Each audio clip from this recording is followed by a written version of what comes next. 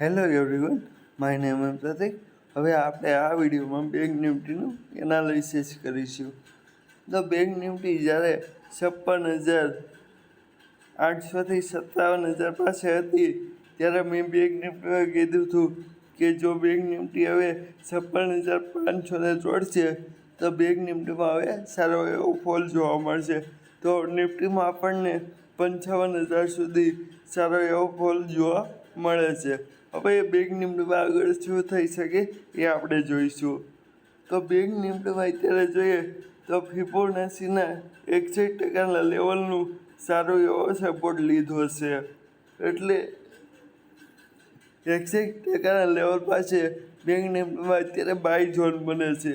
એટલે જો નિફ્ટી આ 61% લેવલ એટલે કે 55,000ને સસ્ટેન કરે એટલે તો આપણે બેંક નિફ્ટીમાં બુલિશ રહેવાનું છે.